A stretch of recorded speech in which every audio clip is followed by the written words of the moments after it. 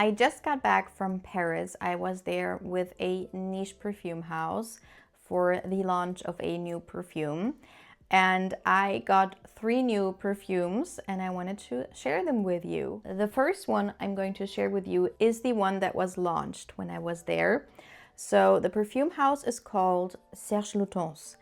And I learned so much about him and the brand. It was absolutely fascinating and I really want to get to know him and meet him because he seems like the most interesting person ever, the most creative. He's such a talent in so many facets. He was so innovative when it comes to the perfume and beauty world. But anyway, I've known this brand for, I would say, at least 10 years, and I own Bois Vanille for that long.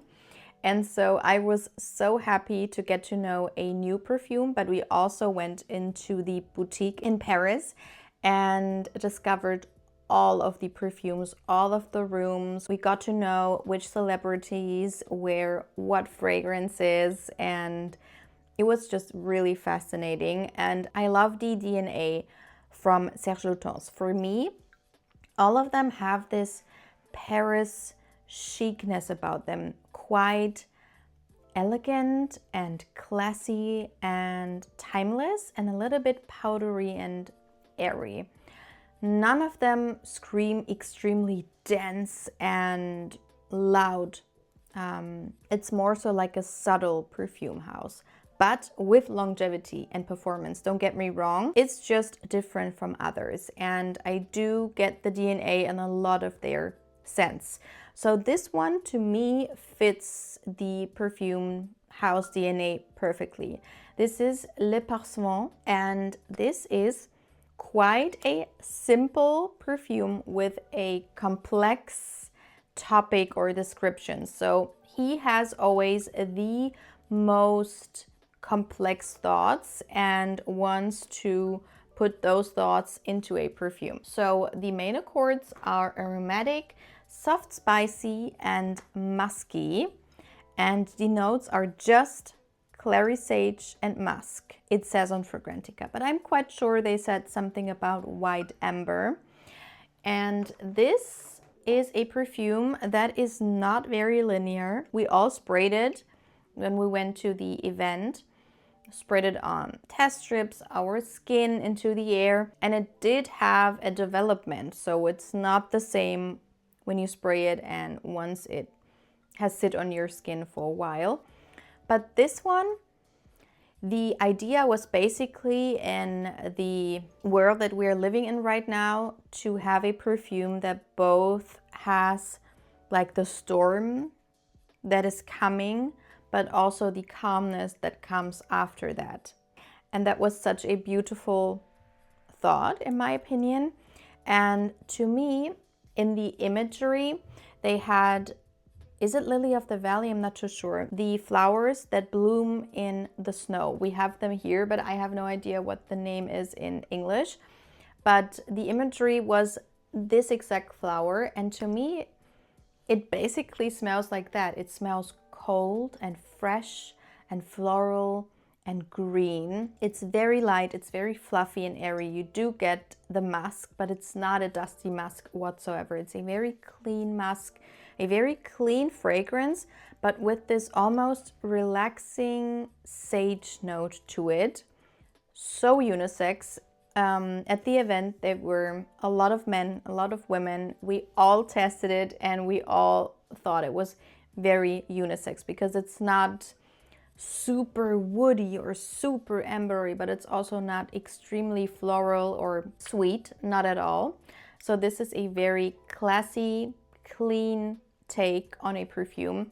You can wear it in all seasons and as an everyday office scent, in my opinion. Then let's jump to a perfume that is actually a home perfume. So as I said, we went into the boutique and I was mesmerized, and they had this home perfume section and all of them smelled extremely good, and I wanted all of them as perfumes because they were just amazing. And I was so sad that they only had them as home perfumes. But I mean, you can spray them on your clothes, no problem. So I got, because we got a goodie bag with 2 things in them. And the first one that I got is La Dame de Heian, La Maison Japonaise, so the Japanese house. And I wanted to read out the description because that is what Serge Lutens is like.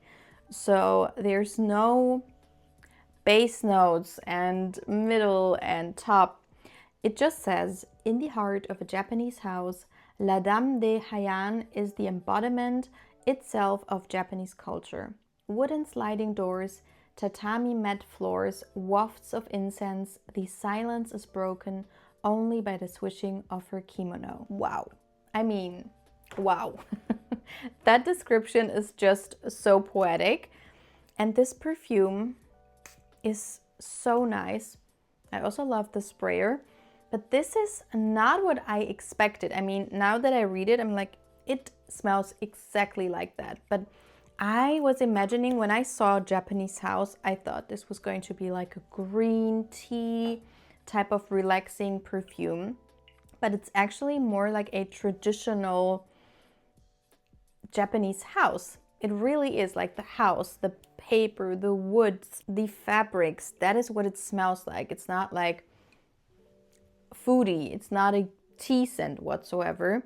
And you have this incense type of feeling to it, but in the most clean way. It's more like incense smoke that is not really fresh. It's just the remnants of it. Such a unique take on a perfume or a scent. And the others were so beautiful as well. There was one that was like clean laundry like, but still different and still Serge Lutens. One that was more Arabic. Love that one as well. So I am head over heels about this home perfume line. And then the one that I have not tried yet, because I smelled so many perfumes when we were in the boutique. I don't know how many, but I feel like I did not test out this one. So this one is called Nuit de Cellophane, and that sounds really strange, but it's actually something very common in France. People say it smells a little bit like a Dior J'adore. So I'm really interested to see if it really smells like that. And people say it smells like a creamy peachy jasmine, pleasant and a bit shampooy, which sounds incredible to me. Sweet, clean, white floral. Yes, quite shampoo-like.